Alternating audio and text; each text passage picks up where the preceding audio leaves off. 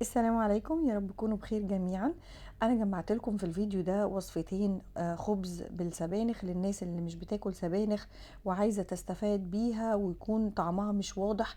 الخبز ده طعمه جميل جدا وطعم السبانخ مش واضحة فيه خالص للناس اللي عايزة تبعد عن الطحين الابيض.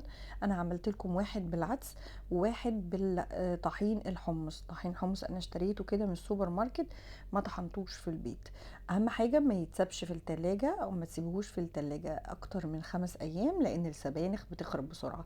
نقدر ان احنا نعمله بالبيض ونقدر ان احنا نعمله بدون بيض. ده اللي في ايدي، ده اللي بالحمص. طعمهم حلو جدا الاتنين، بس ما يتسابوش في التلاجة اكتر من 5 ايام. اول حاجة انا غسلت السبانخ وصفيتها ونقعت العدس كام ساعة كده. ممكن تسيبيه في التلاجة من بالليل وتصحي الصبح تجهزيه بس. وغسلت السبانخ زي ما انتم شايفين، وهاخد منها نص كوب بس في الخلاط بتاعي. انا مش هستخدم سبانخ كتير في اللي هو ايه العدس، هستخدم سبانخ اكتر في اللي موجود في طحين حمص. خلاص نص كوب بالظبط على كوب عدس يعني منقوع ومغسول كويس جدا، وهنصفيه من المية وهنضيفه في الخلاط.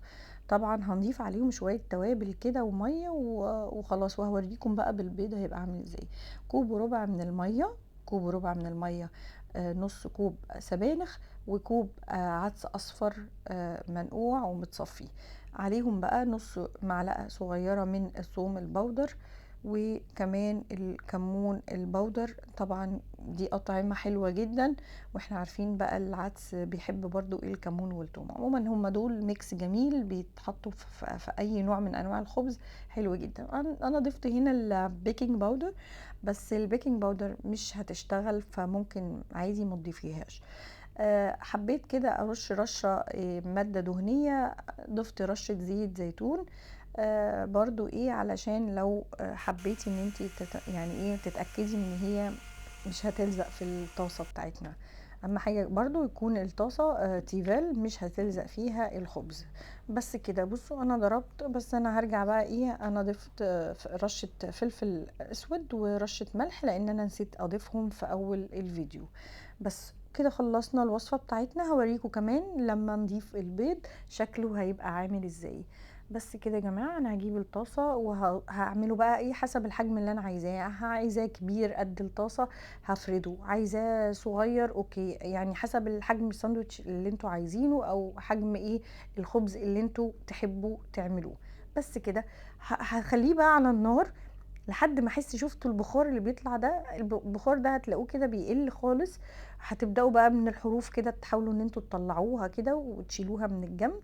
لو هي اتحركت معاكي تمام خلاص، هي انت كده تقلبيها الناحيه التانية، او ان انت شفتي لون اتغير تحت هتقلبيها الناحيه التانية وهتبقى تمام استوت من تحت. ما بتاخدش وقت على النار خالص لان هي سهله وما فيهاش عجين. يعني هي عباره عن ميه والعدس والسبانخ، فمش بتاخد وقت على النار غير اللي بيبقى فيها طحين ابيض بتاخد وقت على النار. طبعا شايفين هو قوامه تقيل ازاي بدون بيض. لما هضيف دلوقتي البيض هتحسوا بقى ان قوامه اختلف تماما وبقى خفيف. هضيف بيضة ورشة فلفل اسود ورشة فانيليا زيادة علشان ايه ما نحسش بطعم بريحة البيض في الاكل او في الخبز واحنا بناكله زي ما احنا متعودين.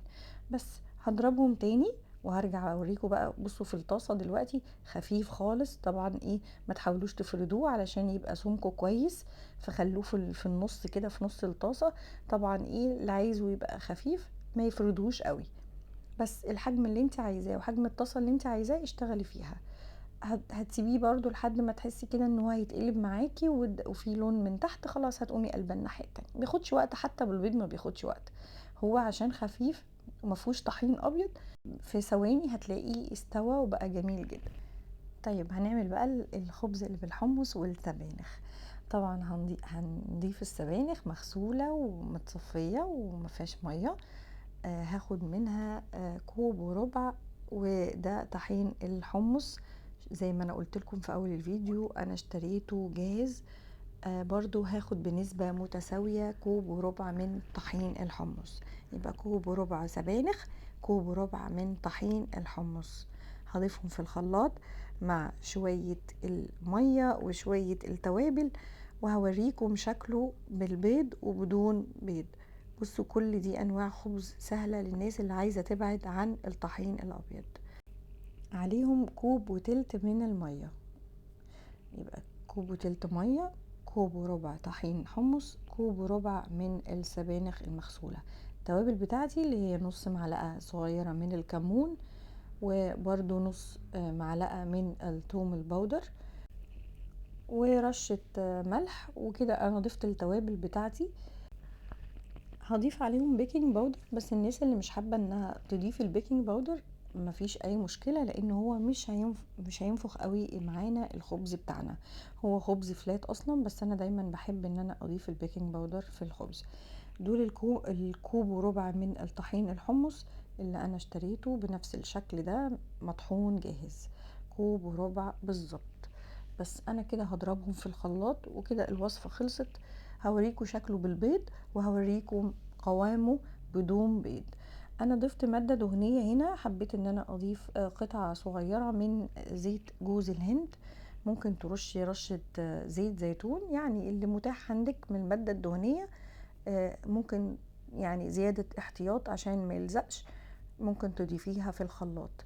بس انا عملت بقى الخبز هنا كبير كده، مليت الطاسه بتاعتي. احنا ممكن نعمل يعني في نص كده الطاسه، وما نكبرهاش قوي، يعني حسب ما انت عايزه. انا حبيت ان انا اعملها كبيره كده، عايزه اعمل ساندوتش كبير، فممكن تعمليها كبيره، وممكن تعمليها ايه في النص كده، ما تكبريهاش في الطاسه لو الطاسه عندك كبيره. هنا ضفت معلقه كريمه، انا عايزه اعرف قوامه بالكريمه ايه. يعني هيختلف القوام بتاعه ولا لا. دي كلها تجارب، ممكن انتوا تعملوها وممكن لا. لو انتوا ينفع تاكلوا كريمه في الاكل اوكي، مش هينفع خلاص ما تضيفوهاش. انا بس حبيت اشوف قوامه ايه. ده بقى اللي هو مضاف ليه بيضه. انا ضفت بيضه ورشه فلفل اسود ورشه فانيليا، علشان اي ريحه زفاره ما تبقاش موجوده في الخبز بتاعنا واحنا بناكله. كلنا تقريبا ما بنحبش نحس بريحة البيض في الاكل او في اي حاجة عموما. بس قتلناها بالفانيليا ورشة الفلفل الاسود. طبعا قوامه هيختلف تماما، وهيبقى اخف من يعني ايه قبل ما نضيف البيض. قبل ما نضيف البيض القوام بتاعه ايه، تقيل شوية، دلوقتي بقى اخف شوية. طبعا انت هتتحكمي في حجمه، في حجم الطاسة، حجم سمكه، انت اللي هتتحكمي فيه زي ما انت عايزة. عايزاه خفيف، عايزاه سميك، زي ما انت عايزة. عايزاه صغير يبقى طاسة صغيرة، مش بياخد وقت على النار، كأنك بتعملي كريب بالظبط. انا بالنسبه لي كان هايل جدا. الناس ما عندهاش اي مشاكل في القولون، الناس اللي عايزه تبعد عن الطحين الابيض، الناس اللي عايزه تاكل السبانخ ومش عارفه تاكلها ازاي، هتاكلها في الاكله دي، مش هتحس بطعم السبانخ خالص. هتحل مشكله وازمه كبيره للناس اللي نفسها تبعد عن الطحين الابيض وما عندهاش مشاكل في المكونات دي. صراحه هي يعني وصفه هايله جدا جدا جدا. اهم حاجه ما تعملوش كميه، لانها هتخرب في التلاجة بعد 5 ايام، لان السبانخ ما بتقعدش اكتر من 5 ايام.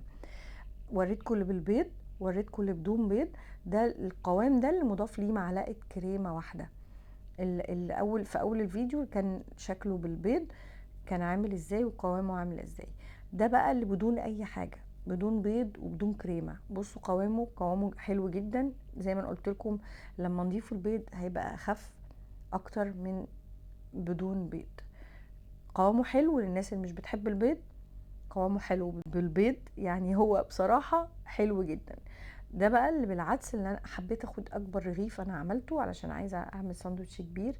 انا بحب كده لما اعمل لحمة مفرومة واعصجها تبقى عندي شوية كده، بحب اكلها في ساندوتش. انا بصراحة بحب اللحمة المفرومة في الساندوتشات قوي. فاستغليت ده، وكنت لسه عاملة الخبز. عملت بقى ايه، ميكس بقى جبن على لحمه مفرومه على بصل على ايه اللي انت عايزاه بقى، ضيفي في الساندوتش بتاعك وكلي، ما حدش هيحاسبك. ساندوتش صحي، ما فيهوش اي حاجه تقولك انه غير صحي، جميل جدا جدا. ضيفي اللي انت بتحبيه بقى من شرايح بصل وفلفل وكل حاجه بتحبيها كده، ضيفيها بقلب جامد وكلي بقى. فعلا خطير جدا جدا. اي حاجه بقى متاحه في الفطار. انا تاني يوم عملت بقى اومليت وكان رائع بصراحه. فانتوا بقى ايه، استغلوا الموقف ده، ان انتوا عملتوا 3 عملتوا 4 عملتوا 5. ممكن حد ياكل معاكم، ممكن تاكلوا مرتين منه في اليوم. مشبع جدا، خطير. الناس اللي عندها السكر عايز تبعد عن الطحين الابيض، يعني في منتهى الجمال. صراحة هنا انا عملت يعني ساندوتش عشان اصوره، بس ما قدرتش. اول ما جيت ادوقه عشان اوريكم كان حلو جدا، لدرجة ان اللحمة كانت سخنة بقى، فما قدرتش اسيبه. خلصته وقمت مكملة تصوير فكملت بالنص ده زي ما انتوا شايفين كده. بس حلو حلو حلو، مشبع، مغذي. بصوا، اي حد ما بيعانيش من القولون ما عندوش مشكلة في طحين الحمص وطحين العدس. لا، اعملوه هتحبوه جدا جدا. عملت واحد تاني يوم بقى، كنت عاملة اومليت للفطار، فحبيت بقى ان انا اضيف اي حاجة برضو متاحة عندي.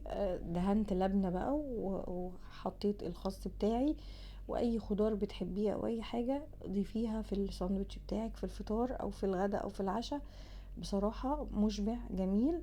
ان شاء الله يا رب تكون الوصفة عجبتكم واستفدتوا بيها وتعجب ناس كتير، وهستنى رأيكم، وان شاء الله اراكم في وصفة جديدة وتجربة ناجحة بإذن الله. السلام عليكم.